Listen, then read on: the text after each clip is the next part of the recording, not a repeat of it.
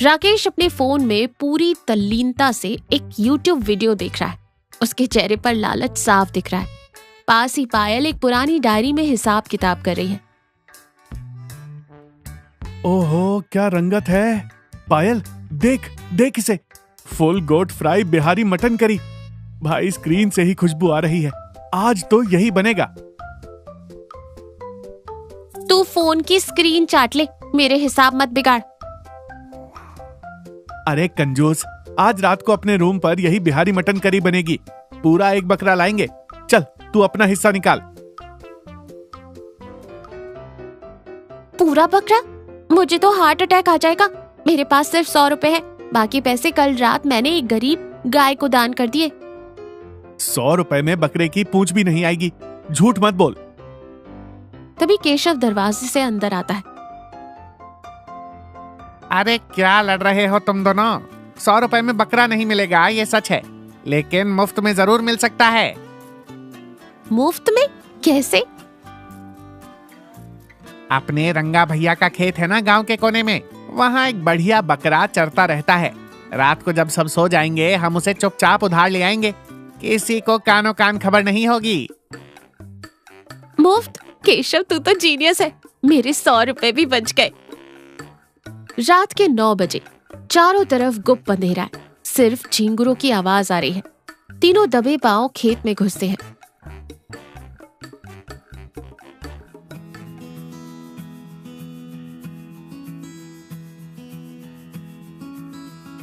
ओए केशव, मुझे कुछ दिख नहीं रहा है। बकरा कहाँ है? शांत रह, मुझे एक रस्सी मिल गई है। मैं इसे बकरे के गले में डालता हूँ, तुम दोनों पीछे से खींचना। केशव अंधेरे में टटोलता है। उसे कुछ मोटा सा मिलता है। वो रस्सी बांध देता है। बांध दिया। ओए राकेश, पायल, पूरी ताकत से खींचो। राकेश और पायल जोर से रस्सी खींचते हैं। अचानक अंधेरे में एक भारी और डरावनी आवाज गूंजती है। कौन है बे? मेरी टांग क्यों खींच रहा है? मुझे किडनैप कर रहे हो क्या? तीनों के होश उड़ जाते हैं। केशव ने बकरे की जगह चारपाई पर सो रहे रंगा के टांग में रस्सी बांधी थी। भागो, ये तो रंगा भैया हैं। तीनों अंधेरे में भागते हैं। पायल के हाथ में कुछ बालों वाला छोटा सा जानवर आता है। वो उसे उठाती है और तीनों अपनी जान बचाकर रूम की तरफ भागते हैं। अगली सुबह कमरे में सुबह की धूप आ रही है। तीनों गहरी नींद में हैं। तभी भौं भौं की तेज आवाज तीनों को उठा देती है। अरे, ये बकरा भौंक क्यों रहा है? कैसे 2 भाषाएं आती हैं? तीनों सामने देखते हैं। वहाँ बकरा नहीं बल्कि एक छोटा सा प्यारा सा पिल्ला बैठा हुआ पूंछ हिला रहा था। सत्यानाश, रात के अंधेरे में हम रंगा भैया का पालतू कुत्ता शेरू उठा लाए। हे भगवान, तेरा लाख लाख शुक्र है। मटन का खर्चा बच गया। केशव, तू जाके 2 पैकेट मैगी ले आ। आज हम वही खाएंगे। तुझे पैसे बचाने की पड़ी है। अगर रंगा भैया को पता चला कि उनका शेरू हमारे पास है तो वो हमारा फ्राई बना देंगे। तभी दरवाजे पर जोर जोर से मुक्के पड़ने की आवाज आती है। रंगा बाहर से गरजते हुए कहता है, दरवाजा खोल राकेश के बच्चे, मुझे पता है तुम तीनों अंदर हो। राकेश कांपते हुए दरवाजा खोलता है। सामने रंगा हाथ में एक मोटा डंडा लिए खड़ा है। उसके पीछे उसकी पत्नी चंपा भी खड़ी है, जो रो रही है।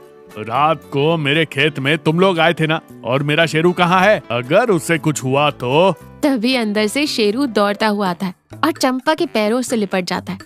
चंपा रोते हुए शेरू को गले लगाती है। ओह मेरा बच्चा, तू ठीक तो है ना? रंगा राहत की सांस लेता है और फिर गुस्से में तीनों को देखता है। तुम लोगों ने मेरे कुत्ते को चुराया। इससे पहले कि रंगा डंडा उठाए, कंजूस पायल तुरंत एक कहानी करती है और भावुक नाटक करती है। नहीं रंगा भैया, हम तो आपके गुनहगार नहीं, शेरू के रक्षक हैं। रात को हम वहाँ से गुजर रहे थे, तभी हमने देखा कि 2 बड़े बड़े जंगली कुत्ते शेरू पर हमला कर रहे थे। हमारे केशव ने अपनी जान पर खेलकर शेरू को बचाया और उसे सुरक्षित यहाँ ले आया ताकि सुबह आपको सौंप सके। सच में तुम लोगों ने मेरे शेरू की जान बचाई। रंगा जी, ये बच्चे कितने अच्छे हैं और आप इन पर शक कर रहे थे। रंगा डंडा नीचे करके भावुक होकर बोलता है, मुझे माफ कर दो बच्चों, ये कुत्ता नहीं मेरी जान है। तुमने मेरे परिवार के एक सदस्य को बचाया है। बोलो, तुम्हें इनाम में क्या चाहिए? जो मांगोगे दूंगा। राकेश की आंखों में लालच चमक उठता है। भैया, वो हमें ना फुल गोट फ्राई बिहारी मटन करी खानी थी। बस इतनी सी बात। आज शाम को मैं खुद बाजार से सबसे अच्छा बकरा और मसाले खरीद कर लाऊंगा। तुम लोग अपने हाथ से बनाना, ये मेरा इनाम है। शाम को रंगा और चंपा एक बोरी में ताजी सब्जियां, मसाले और एक बंधा हुआ छोटा बकरा लेकर राकेश के रूम पर आते हैं। लो राकेश, ये रहा तुम्हारा सामान। तुम लोगों ने जो मेरे शेरू के लिए किया, उसके सामने ये कुछ भी नहीं है। रंगा और चंपा जाने के लिए पीछे मुड़ते हैं। पायल बहुत खुश है कि बिना 1 रुपए खर्च किए सब कुछ मिल गया, लेकिन राकेश और केशव के चेहरे पर एक अजीब सी उदासी और बेचैनी है। रुक जाइए रंगा भैया। रंगा और चंपा मुड़ कर देखते हैं। हम ये इनाम नहीं ले सकते। पायल ने सुबह आपसे झूठ कहा था। जंगली कुत्तों ने कोई हमला नहीं किया था। हम रात को आपका बकरा चुराने आए थे। अंधेरे में गलती से शेरू हाथ आ गया। हमें माफ कर दीजिए। पायल का तो चेहरा सफेद पड़ जाता है। रंगा की आंखें गुस्से से लाल हो जाती है। वो आगे बढ़ता है। तुम्हारी इतनी हिम्मत! रंगा हाथ उठाता है, लेकिन चंपा उसका हाथ पकड़ लेती है।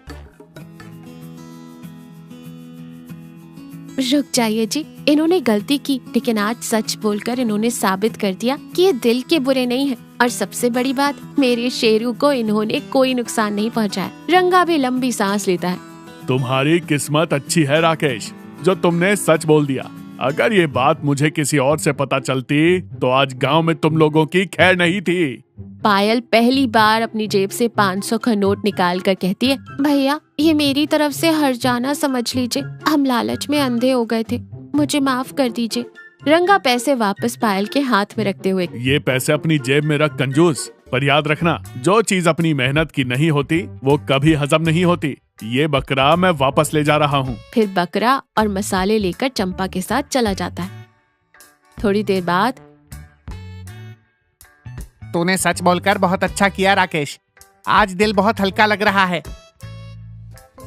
हाँ यार, मुफ्त में मटन से ज्यादा सुकून अब आ रहा है। चल राकेश, आज मेरी तरफ से पार्टी। तू पार्टी देगी? क्या खिलाएगी? 10-10 रुपए वाली मसाला मैगी। और क्या? तीनों जोर से हंसते हैं। तो देखा, लालच हमेशा इंसान को गलत रास्ते पर ले जाती है, लेकिन एक सच आपको हर मुसीबत और शर्मिंदगी से बचा सकता है। मेहनत की सूखी रोटी भी मुफ्त की दावत से ज्यादा मीठी होती है।